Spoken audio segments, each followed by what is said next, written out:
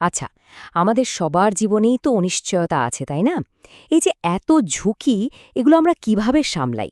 চলুন আজকে সেই সেফটি নেট বা নিরাপত্তা জালের ব্যাপারটাই একটু সহজ করে বুঝি। মানে আমরা যাকে বলি বীমা। তো বীমা জিনিসটা আসলে দরকার কেন? সহজ উত্তর হলো আমাদের জীবন আর যা কিছু সম্পদ আছে সবকিছুতেই কিন্তু প্রতি মুহূর্তে কোনো না কোনো ঝুঁকি লেগেই আছে।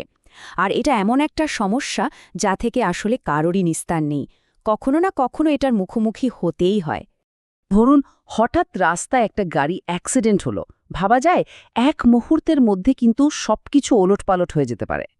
কিংবা ধরুন একটা ভয়াবহ আগুন, কত কষ্ট করে বানানো একটা বাড়ি বা একটা ব্যবসা চোখের সামনেই পুড়ে ছাই হয়ে গেল।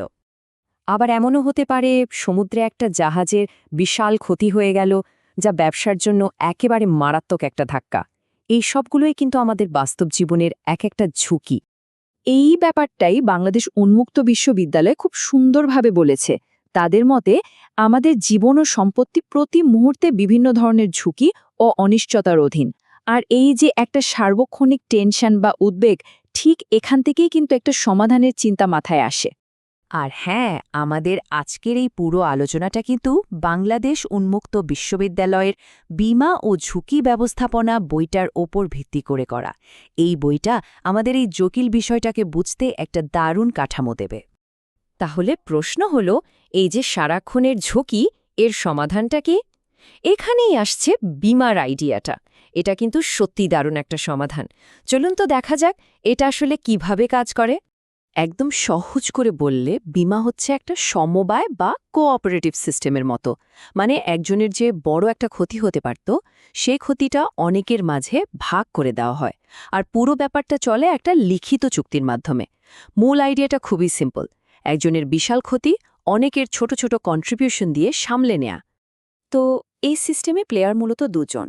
একদিকে আছে বীমাগ্রহীতা, মানে যে ব্যক্তি বা প্রতিষ্ঠান নিজের ঝুঁকিটা আরেকজনের ওপর ট্রান্সফার করে দিচ্ছে।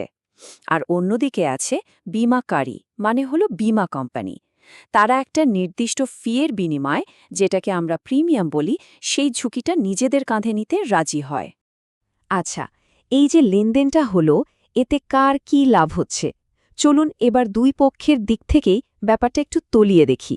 যিনি বীমা করছেন, মানে বীমা গ্রহীতা, তার জন্য সবচেয়ে বড় পাওয়াটা কি? মানসিক শান্তি। মানে একটা অপ্রত্যাশিত ক্ষতি হলে যে পথে বসতে হবে, সেই ভয়টা আর থাকে না। একটা আর্থিক নিরাপত্তা পাওয়া যায়, ভবিষ্যৎ নিয়ে টেনশন কমে।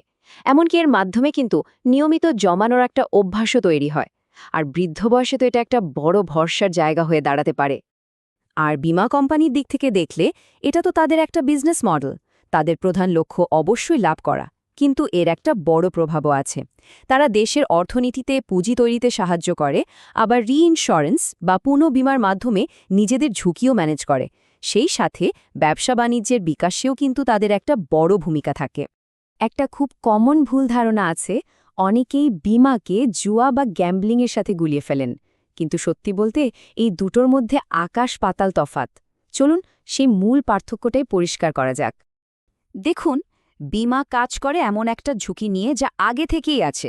যেমন একটা বাড়ি যে আগুনে পুড়ে যেতে পারে, এটা একটা বাস্তব ঝুঁকি। বীমা সেই ঝুঁকিটা ম্যানেজ করে। অন্যদিকে জুয়া কি করে? জুয়া সম্পূর্ণ নতুন একটা কৃত্রিম ঝুঁকি তৈরি করে, যেটা আগে ছিলই না। সোজা কথায়, বীমা ঝুঁকি কমায় আর জুয়া ঝুঁকি তৈরি করে। এটাই হলো মূল পার্থক্য। তো সব মিলিয়ে যদি আমরা বড় ছবিটা দেখি, তাহলে বীমার গুরুত্বটা কোথায়? এটা কিন্তু শুধু একজন ব্যক্তির নিরাপত্তার ব্যাপার না, এর একটা বিশাল সামাজিক আর অর্থনৈতিক দিকও আছে। বলা যায় বীমার একটা ডাবল ইম্প্যাক্ট আছে। এক, ব্যক্তির জন্য এটা একটা সেফটি নেট, একটা বড় অনিশ্চয়তাকে ম্যানেজ করার মতো একটা খরচে নামিয়ে আনে। আর দুই, সমাজের জন্য এটা বিশাল অঙ্কের পুঁজি এক জায়গায় জড়ো করে, যা পরে বিনিয়োগ হয় এবং দেশের অর্থনীতিকে এগিয়ে নিয়ে যায়। বীমার জন্ম হয়েছিল অতীতের ঝুঁকিগুলো সামাল দেওয়ার জন্য, কিন্তু ভবিষ্যতের ঝুঁকিগুলো তো একদম অন্যরকম। যেমন ধরুন সাইবার অ্যাটাক বা জলবায়ু পরিবর্তনের মতো বিশাল সব চ্যালেঞ্জ। এগুলো মোকাবেলা করতে হলে বীমাকে ভবিষ্যতে নিজেকে কিভাবে বদলে ফেলতে হবে, এটাই হয়তো আমাদের সবার জন্য একটা বড় প্রশ্ন।